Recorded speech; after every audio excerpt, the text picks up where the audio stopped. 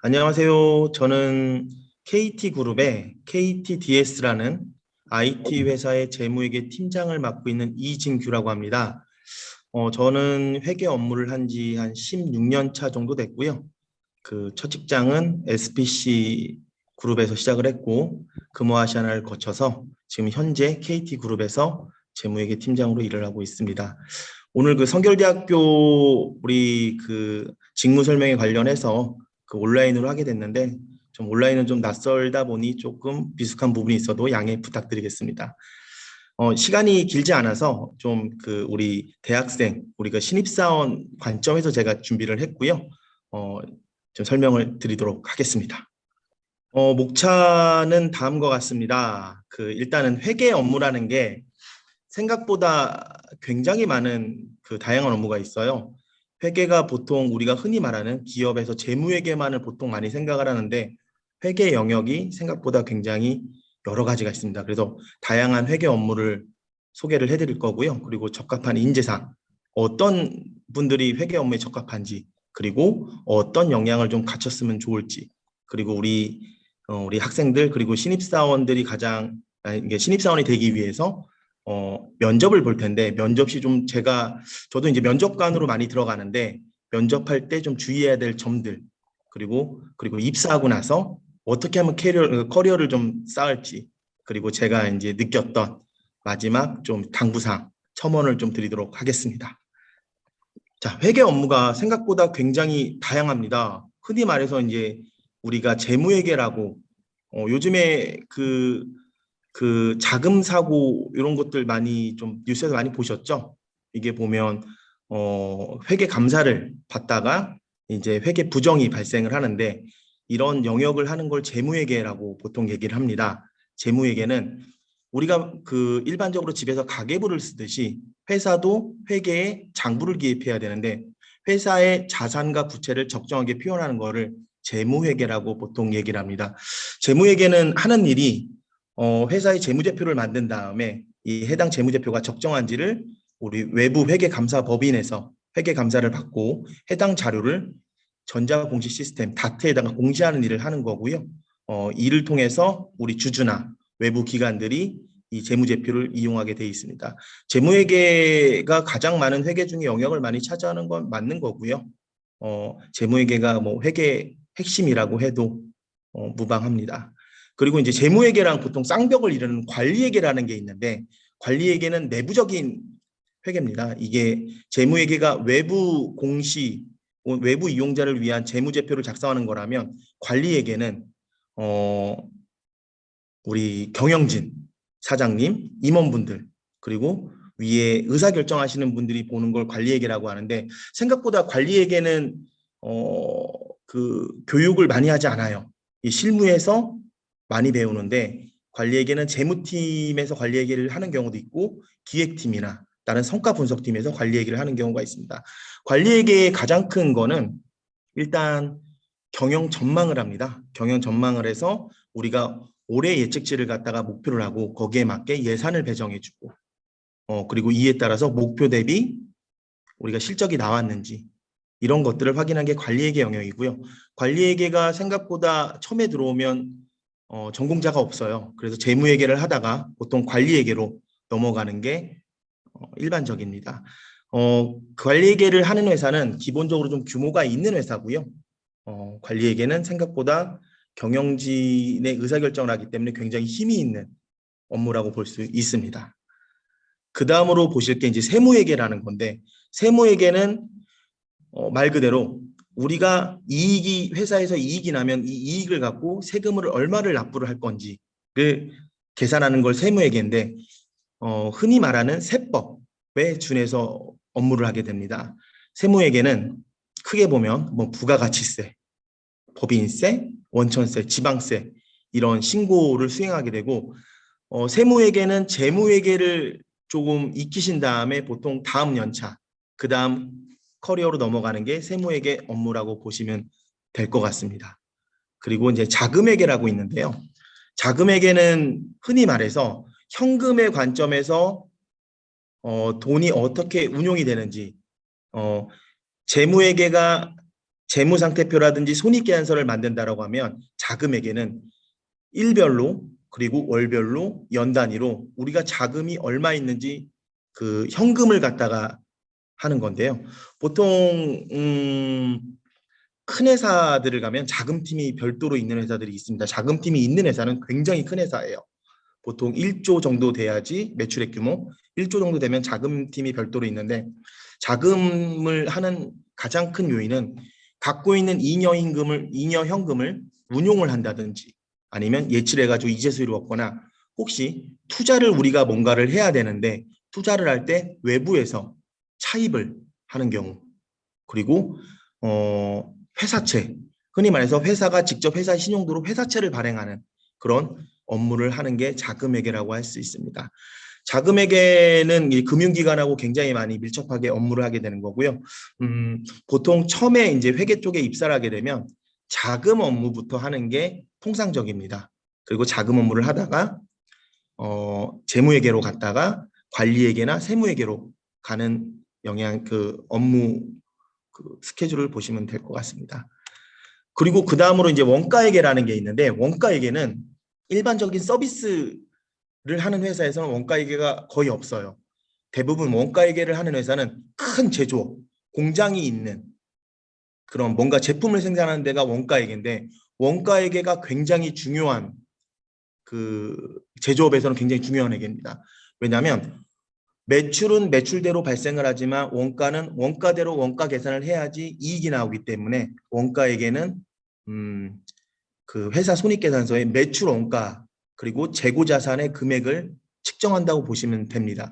그리고 원가회계 같은 경우는 보통 재무회계 팀에 보통 포함되어 있고요. 원가회계가 같이 있는 별도로 있는 회사는 굉장히 큰 제조업, 그 정유회사라든지 현대차라든지 이런 데는 원가회계팀이 별도로 있는 걸로 제가 알고 있습니다.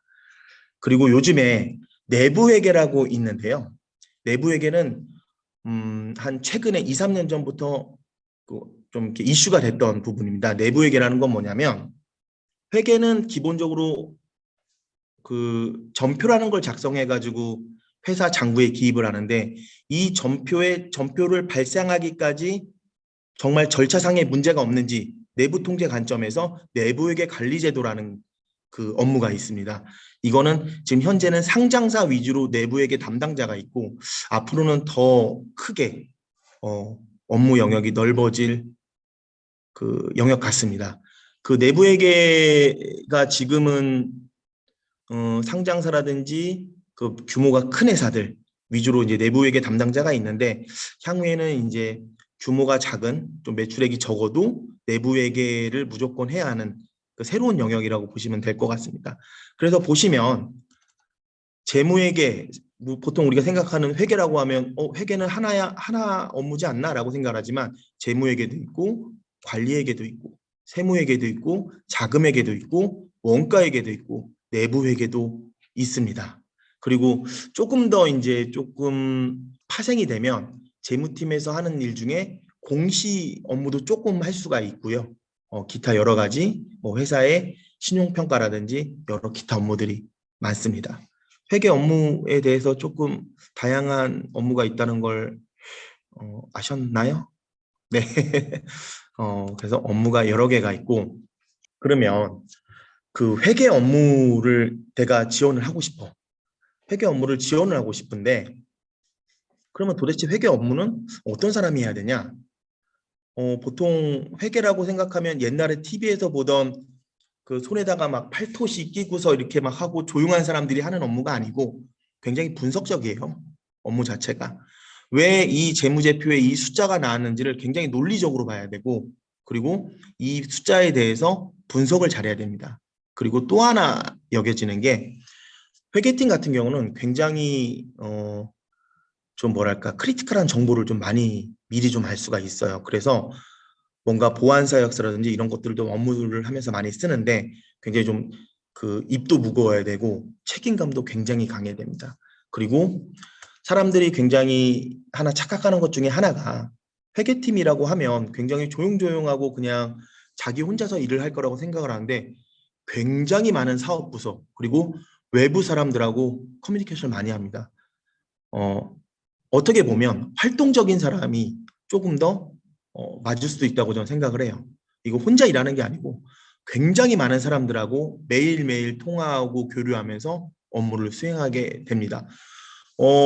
가령 내가 이번에 자금을 담당하고 있는데 은행에서 차입을 해야 돼. 그러면 시중에 굉장히 많은 은행들을 갖다가 만나고 선택해야 되고 그리고 또 서로 딜을 좀 해야 되거든요. 그러다 보면 커뮤니케이션 스킬이 굉장히 중요해요. 말 한마디에 막 금리가 이자율이 막 왔다 갔다 하고 그리고 또 하나 그리고 사업부서 흔히 말해서 이제 영업부서라든지 기획팀 뭐 이런 회사의 여러 부서 총무부서도 있고 여러 개가 있는데 이 사람들하고 일을 할 때도 굉장히 많은 커뮤니케이션을 합니다. 그래서 제가 생각하는 회계에 적합하신 분들은 조금은 논리적으로 좀 뭔가를 좀 설명할 잘해야 되고 그리고 커뮤니케이션이 굉장히 좀 능숙하신 분들이 좀 잘 어울릴 것 같아요. 그리고 또 회계라는 게 마지막에 회사의 모든 정산을 하다 보니까 조금 야근도 솔직히 시즌 때는 있긴 하기 때문에 책임감도 굉장히 좀 높게 보는 편입니다. 그래서 저희도 면접을 볼 때 이분이 조금 회계 쪽에 좀 맞나라는 걸 좀 평가를 할 때 가장 첫 번째로 보는 게 좀 적극성 이런 걸 좀 많이 보긴 합니다. 그리고 책임감 그리고 뭔가 논리적으로 좀 잘 설명할 수 있는 분 이런 분들을 좀 저도 선호를 하고 있고 대부분의 회계팀에서도 선호를 하는 걸로 알고 있습니다. 자, 그러면 도대체 그러면 회계팀을 하기 위해서 어떤 역량을 갖춰야 되는 거야? 라고 했을 때 기본적으로 기본적으로 회계 자격증은 좀 있으셔야 첫 번째로 전공자면 가장 좋습니다. 회계나 경영학이나 전공을 하면서 경영학과도 보면 재무회계나 관리회계 세법 이런 수업을 듣는데 일단은 전공 수업을 좀 들으면 좋겠고 만약에 내가 경영학과가 아니더라도 뭔가 좀 재무팀에 회계팀에 하고 싶다라고 하면 회계 관련 자격증은 있어야 돼요. 자격증 많지 충분히 자기를 어필할 수 있는 건 없는데 가장 자격증 중에서 가장 난이도가 낮은 자격증은 전산회계부터 시작을 해서 그 다음에 회계관리 2급 그리고 회계관리 1급 재경관리사 이 정도가 이제 보면 일반적인 공부를 했을 때 딸 수 있는 자격증이고 내가 이제 공부에 더 뜻이 있다라고 하면 그 다음에 AICPA 미국 공인회계사 혹은 세무사 그리고 아니면 CPA 우리나라 한국 공인회계사 이런 자격증으로 가는데 그런 전문 자격증이 있으면 회사보다는 회계법인이나 세무법인의 일을 하겠죠. 그래서 대부분은 입사하시는 분들을 보면은 회계사나 세무사를 공부를 하시다가 입사하신 분들이 많아요. 1차는 그래도 생각보다 좀 많이 합격을 하는데 2차에서 좀 많이 생각보다 안 되거든요. 그래서 본인은 2차는 이제 그만두시고 그 1차만 붙으신 분들이 많이 입사를 합니다. 그리고 꼭 회계사 세무사 공부 안 하셔도 되고 그 재경관리사 정도까지만 있어도 회계에 어느 정도의 조금 기본적인 자질이 있다. 그리고 또 하나 이제 많이 보는 게 그 전공을 했다라고 하면 저는 이제 학점을 좀 많이 보는데 다른 과목도 중요하긴 한데 저는 이제 일단 재무회계나 세법이나 원가회계, 그 관리회계 이런 회계적인 학점이 좀 높이 있으신 분들을 좀 뭐랄까 좀 높게 평가를 해요. 굉장히 좀 관심도 있고 열심히 하셨다는 거니까.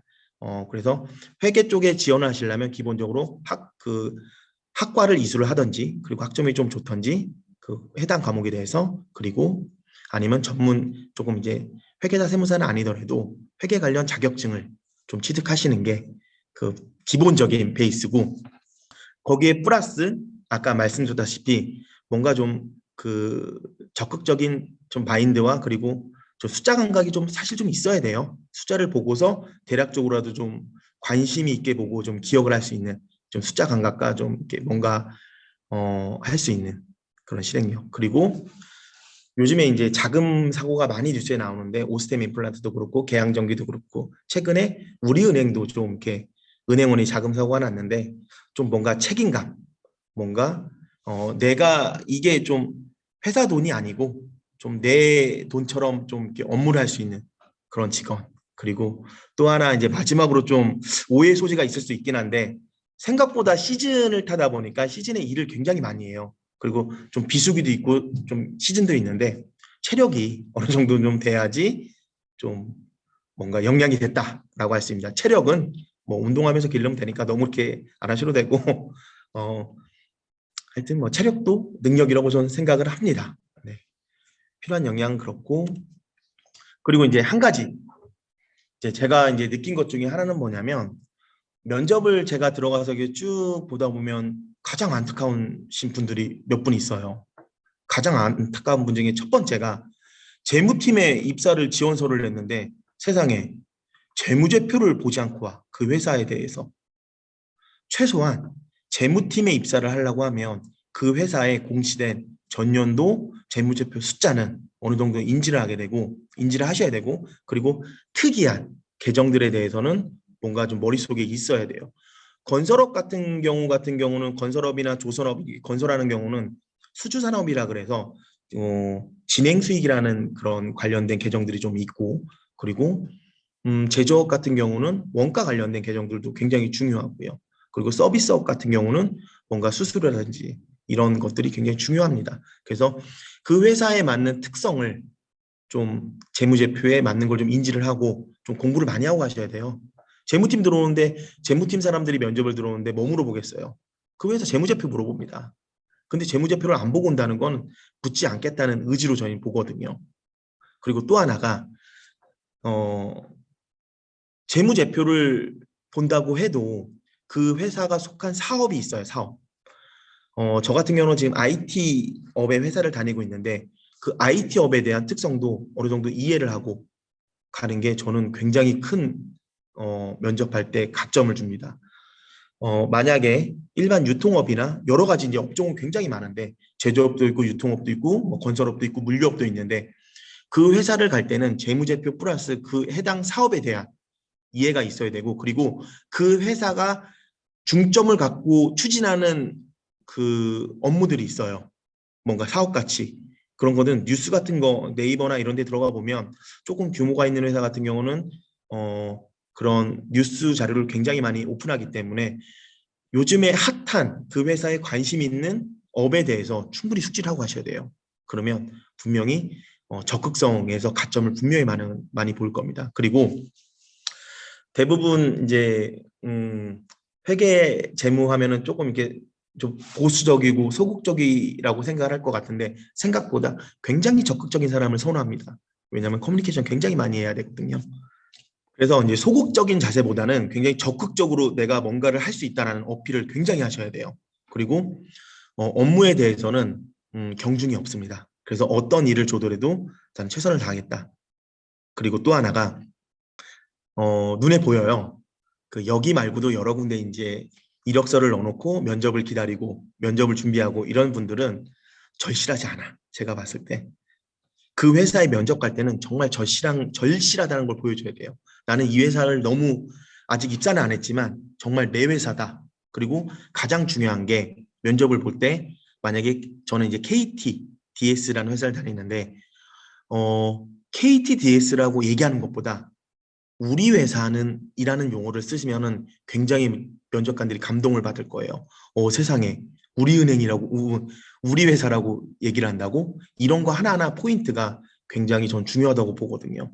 그래서 당연히 준비는 해야 되고 플러스 알파로 뭔가 절실함 그리고 이 회사에 대한 로얄티 이런 걸 분명히 보여줘야지 면접 때 높은 점수를 받습니다.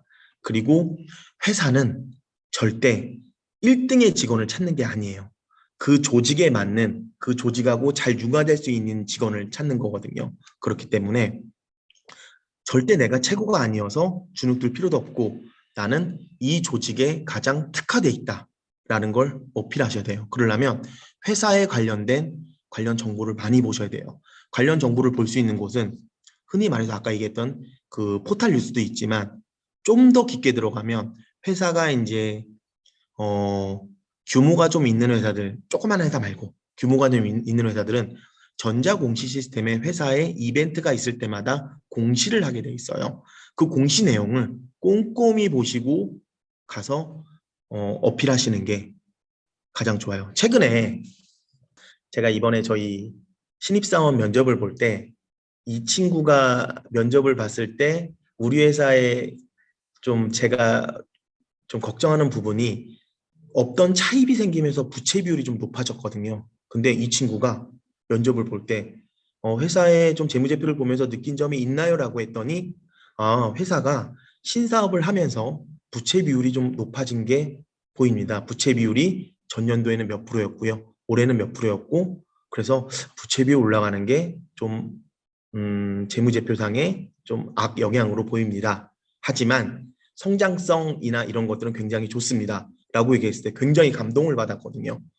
생각보다 면접자들은 그렇게 디테일한 걸 요구하지 않고 우리 회사에 얼마만큼 관심이 있냐가 중요한 거예요.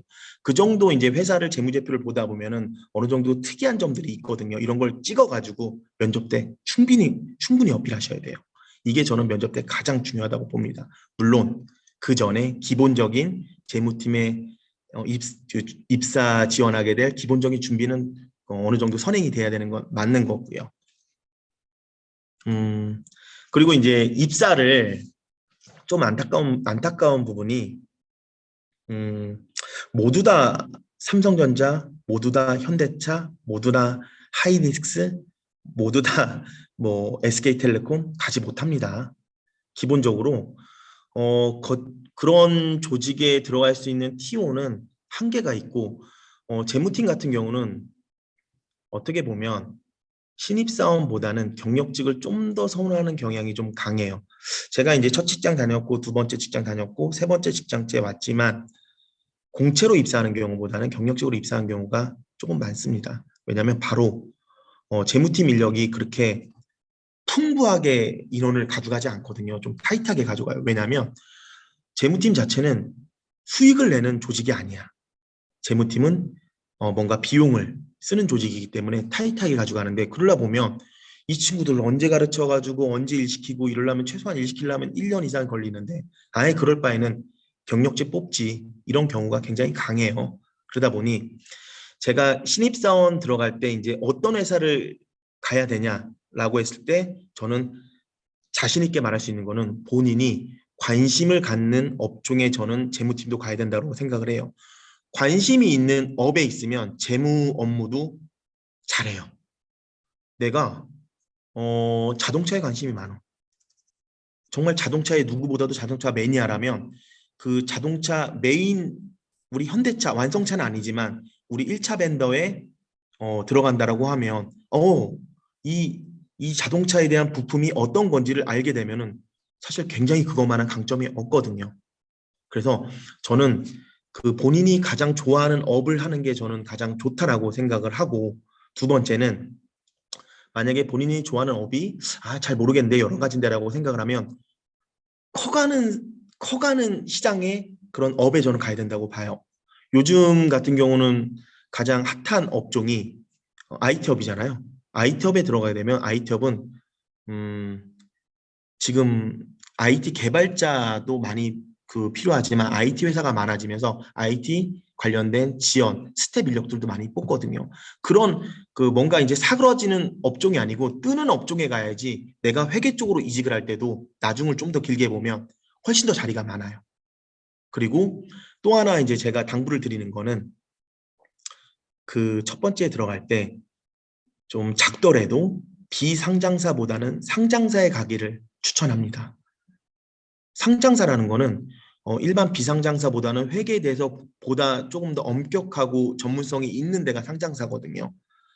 코스피 상장은 굉장히 큰 상장사고 코스닥 상장이라도 가시는 게 나중에 점프업을 할 때 굉장히 큰 메리트가 있습니다. 그리고 입사를 하셔서 나 이직 안 할 건데 그러면 그 들어간 회사가 만족이 된다라고 하면 내가 한 업무만 하지 말고 연차가 지나면 다른 업무를 좀 찾으셔야 돼요. 업무를 계속 순환해야지 혹시나 나중에 좀 더 한 가지만 잘한다고 이게 인정을 받지는 않아요. 여러 가지를 복합적으로 잘할 때 인정을 받거든요. 그렇게 신입사원을 하고 나면 내가 이제 5년 차까지 잘 버텼다. 그러면 5년 차 전에 한 번, 두 번, 세 번 굉장히 많은 이직 기회가 와요. 아까 말씀드렸다시피 재무팀은 TO를 그렇게 많이 가져가지 않기 때문에 어, 뭔가 이제 경력직을 뽑을 때 선호하는 직급이 3년 차에서 5년 차를 굉장히 많이 선호를 해요. 그러다 보니까 5년 차 정도 됐을 때 한번 내가 이직을 할 수 있는 기회가 분명히 있습니다. 그러면 딴 데 이제 그 이직을 하러 갔을 때 당신 그동안 뭐 했나요? 라고 했을 때 저 이렇게 업무도 했지만 자기 개발도 열심히 했습니다라고 하면서 자격증 한두 개 따는 것도 그러니까 실무를 하면 자격증 따는 건 굉장히 쉬워요. 그렇기 때문에 자격증을 한두 개 준비하고 그러고 지나서 이제 10년 차가 되면은 어느 정도 그 과장 직급에 올라가는데 그 정도면 좀 세미 전문가예요. 어느 정도 전문가가 돼 있고 그러다 보면 10년 차에도 이직의 기회가 분명히 옵니다. 그때 한 번 더 점프업 할 수 있고 그리고 15년 차 정도 되면 이제 팀장이나 이제 임원으로 갈 수 있는 준비를 하는 건데 제가 이제 당부드리고 싶은 거는 이게 아니 뭐 입사도 안 했는데 난 지금 입사하고 싶어서 지금 준비하고 있는데 무슨 나중 일을 얘기하십니까? 라고 하지만 너무 좋은 회사 이런 거에 매몰되는 것보다는 조금 시장성이 좋고 작더라도 좀 회사 규모가 작더라도 시장성이 있는 발전하는 사업이고 산업이고 그리고 상장사면 나중에 지금은 아닐지언정 굉장히 많은 기회가 오게 돼 있습니다. 그래서 저는 첫 직장이 굉장히 중요하다고 봐요. 뭐 이런 얘기를 뭐 하면 그러지만 저도 KT그룹의 KTDS라는 회사에 매출 6천억에 자산 규모 2, 3천억 하는 회사를 재무팀장을 하고 있는데 저 뭐 좋은 학교 나오지 않았습니다. 저도 실업계 나왔고요. 실업계 나와서 지방대 가서 회계 열심히 공부했고 그리고 전문 자격증 공부하려고 했지만 잘 안 돼서 입사를 하게 됐는데 첫 직장 들어갔던 게 상장사였어요. 제조업에. 그러다 보니까 그 다음부터는 경력 위주로 이제 채용을 하다 보니 좀 더 점프할 수 있는 기회가 많으니 너무 처음부터 큰 회사 이런 데보다는 좀 이렇게 산업이 좀 발전할 수 있는 회사, 상장사 이런 데로 가기를 좀 준비하기를 추천드립니다. 그리고 제가 마지막으로 좀 드리고 싶은 건 면접을 보다 보면 굉장히 뛰어난 사람들이 많아요. 근데 그런 사람들을 회사가 삼성전자나 이런 현대차 같은 경우는 그리고 글로벌 기업이면 그런 사람을 뽑겠죠. 근데 그런 회사는 탑티어의 회사들은 많지 않아. 대부분의 회사들이 중견 회사고 그냥 고만고만한 회사들인데 뽑을 때 최고를 뽑지 않습니다. 그냥 우리 회사에 잘 적응할 수 있는 사람 그런 사람을 뽑기 때문에 내가 부족한 것보다는 내가 이 회사랑 인연이 조금 부족할 뿐이에요. 그래도 조금의 준비를 하다 보면 언젠가는 기회가 있고 그 많은 회사들 중에서 분명히 될 거예요. 그리고 면접을 보다 보면 그 면접관의 성향에 따라서 되게 좌지우지를 하는데 본인이 부족하신 분들도 분명히 있겠지만 대부분 사람들은 제가 봤을 땐 다 비슷하기 때문에 본인이 부족한 것보다는 이 회사랑 내가 조금 받지 않는 걸 뿐이지 다른 곳에 기회가 엄청 많으니까 좌절하지 말고 꾸준히 그 회사에 대해서 입사하고자 하는 회사에 대해서 공부하고 준비하고 철저히 좀 면접 들어갈 때 진짜 준비를 잘한다고 하면 그리고 절실함이 보이면 회사에서는 기회를 분명히 줍니다. 그래서 너무 자책하지 말고 상처받지 말고 왜 저도 뭐 면접 뭐 수십 번 떨어졌죠. 그래도 어딘가에 나랑 맞는 회사가 분명히 있거든요. 있다 보니 조금 기다리고 준비하다 보면 진짜로 좋은 기회가 저는 몇 번은 적어도 한 두세 번은 저는 온다고 보거든요. 그런 기회가 왔을 때 잘 캐치하셔서 준비 잘 하시고 필드에서 뵀으면 좋겠습니다. 좀 이렇게 시간이 좀 짧다 보니 많은 얘기를 못 했는데 좀 부족한 부분도 있을 거고요. 그리고 그 이거 말고도 필드에서도 또 이렇게 대면을 한다라고 하더라고요. 그때 좀 부족한 부분들은 많이 물어봐 주시고 그러면 다음에 한 번 더 뵐 수 있는 기회가 있으면 뵀으면 좋겠습니다. 감사합니다. 네, 고생하셨습니다. 말씀 정말 감사하고요. 이외에도 한 가지만 여쭤봐도 될까요? 재학생들이 좀 궁금해할 만한 점이 네. 있어서 이 직무만에 과장님께서 생각하시는 장점, 단점, 딱 한 가지씩만 이렇게 꼽아주시면은 어떤 게 있을까요? 장점은 재무 업무는 다른 업무에 비해서 그래도 뭔가 어, 이직이라든지 뭔가 기회가 굉장히 많아요. 그러니까 제가 가장 크게 보는 장점은 뭐냐면 그 회계사나 세무사 이런 전문 자격증을 만약에 공부하다가 못 땄다. 그래도 그 회계 세무는 실무랑 거의 똑같기 때문에 실무를 하게 되면 이 기본적으로 이해도가 굉장히 높아져서 세무사 같은 경우는 굉장히 합격을 하시는 분들 중에 공부를 조금 하시다가 회사를 다니면서 혹은 뭔가 다른 더 집중을 해가지고 합격하신 분들이 많거든요. 기회가 생각보다 많습니다. 그래서 더 발전할 수 있는 기회 분명히 있고요.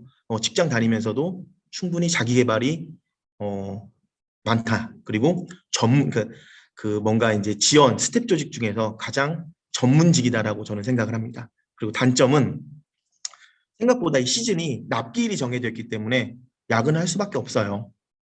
그 야근이 생각보다 강도가 좀 셀 수도 있고 시스템이 잘 돼 있으면 좀 약할 수도 있긴 한데 생각보다 강도가 셉니다. 그래서 좀 이렇게 그래도 이제 예측 가능하기 때문에 납기이기 때문에 워라밸을 충분히 지킬 수 있고 그래도 업무가 좀 몰려 있다 정도가 단점으로 보면 됩니다. 네, 말씀 감사합니다. 여기까지 해가지고 직무 설명, 온라인 직무 설명에 마치겠습니다. 감사합니다. 네, 감사합니다.